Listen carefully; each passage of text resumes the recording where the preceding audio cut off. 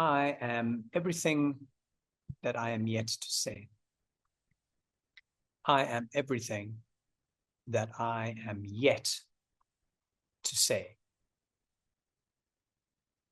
We carry these stories about ourselves, about what we do, who we are, how we make money, how virtuous we are in our lives. There's a story you tell about how everything has been in preparation until this moment in telling that story. How every connection makes sense along the way. Every road you took or didn't take, it has now led you to this point. Everything makes sense looking back. When there comes a time when the story detaches itself from who you really are, and it kind of feels like there are these two lanes, two parallel lanes swimming alongside each other, where you're partially still in the story, still living it, still playing that character. And then there's just this other point, which might be easy for you to pinpoint or completely invisible, but there was a point at which there was that break, and someone else is also living on inside you, sharing the same birth date, the same body, but two different stories. I've been fascinated with this now for the last year or two. And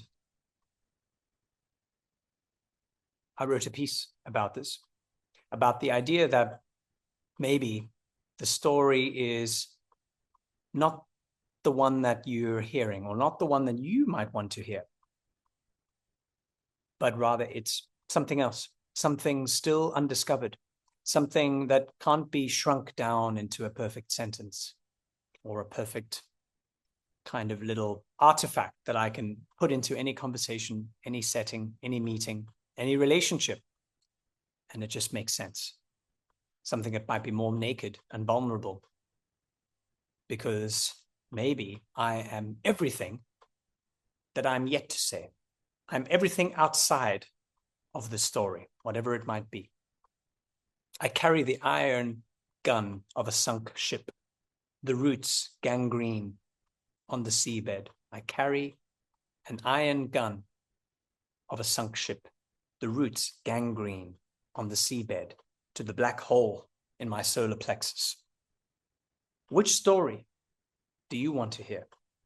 The bull mastiff with the tie, the soft, capacious father, or the one that ends all questions, all you need for your file cabinet? Which story do you want to hear?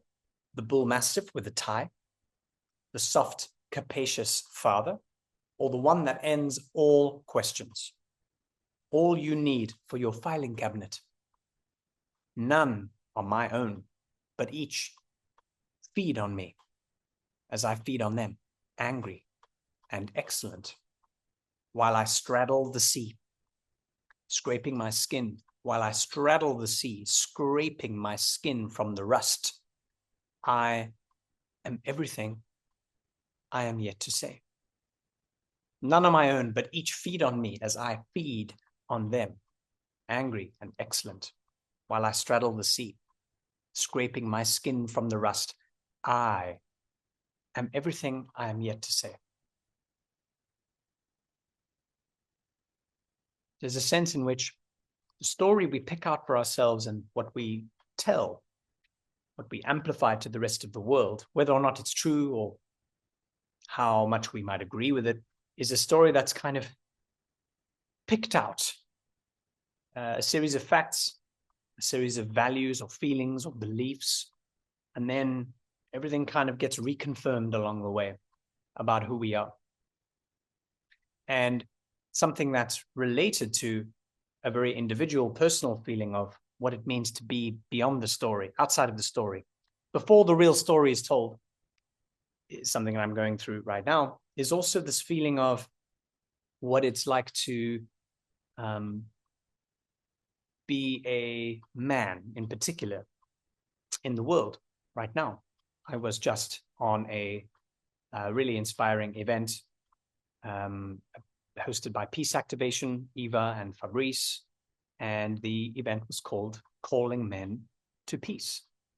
And there were a host of wonderful speakers there and contributors. One of them was Charles Eisenstein, who I respect and admire for a while. And one of the interesting things there that he talked about, and I think that it was really well articulated, was the idea that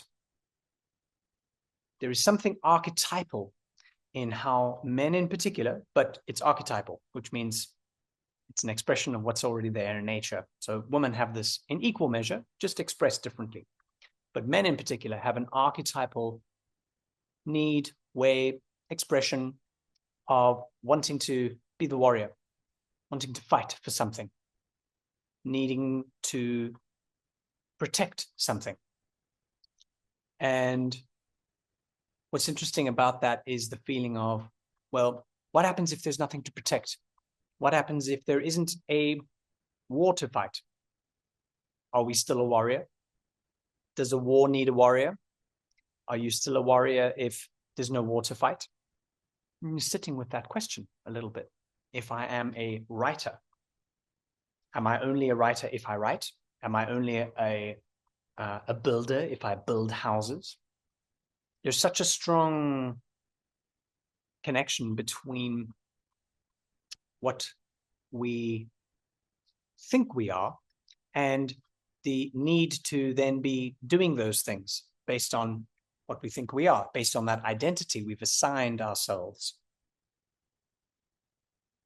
And sometimes that's straightforward, and sometimes that has a very good practical value in being able to say, I'm an accountant, I show up each day, and I do people's accounts. And that story is true, and I'm happy to take that and to put that, in my shop window for people to be able to see and to understand this is the identity that I've chosen for myself. It's a story that I'm happy to assign myself, and I'm happy for this story to represent me in the totality of everything that I can do in my existence in this little corner of the universe. But there might also be other stories that are harder to articulate or more painful to articulate, other identities that are there. They also share space inside who you are, but their voice is maybe muted. Perhaps their voice might be too loud, and it ends up being something that you've got to edit in order for the world to see the story that you think it should be seeing. So I'm really puzzled by this, because I feel like I contain a multitude of stories as a man, as a father, as a writer, as a creative, as a person who likes to make love, as a person who wants to make stuff, as a person who wants to live off the grid, as a person who wants to contribute to the community. I've got all of these different sides of me that I feel need to somehow be stuffed into the box of one identity, one story, and not just any old box.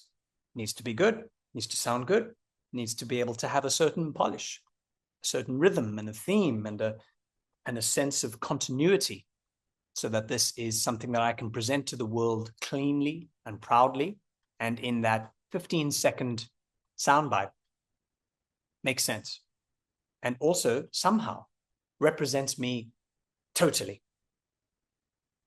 And maybe it's not so much that that is impossible, but rather that the real story to tell is everything that's still ahead of me in time and in space and in ambition and in creations and everything else that's in front of me. Maybe I am everything that I am yet to say. Maybe it's about flipping it around, almost like how you might used to work with photo negatives. You process the negative, the other kind of mirror opposite of the colors of the image that then get printed onto the final photograph that you see. First, they were inverted. And perhaps the story is to be really focused on the negative space. There's the part that we're not telling, the part that is not yet visible to the world, not yet visible perhaps even to ourselves. That's the part of the story I want to focus on. That's the part that has my attention. something that is also free from labels or boxes, something that demands me to conform to a template or some other cookie cutter in some way. And I think this makes sense if you think about it, because we all, as human beings, we love to cherish and celebrate things that are truly new and truly unique, and truly different. We love the novelty of things, of experiences, of people, of stories, of things that are created, right? We assign it that value, that irreducible value, because wow, I didn't think of that. That's cool. That's amazing. That's useful. That's really valuable because it's new, because it was in some way combined together in some never before seen way. And that's what makes it valuable. So perhaps there's a way to look at your story, look at my story as I have been, and look at all of the space that I'm still going to be growing into, whether I'm 35 or 75. Maybe I am everything that I'm still going to be experiencing, and not a product of everything that happened before me. Because everything is a preparation. Everything in your life is a preparation for that next future step.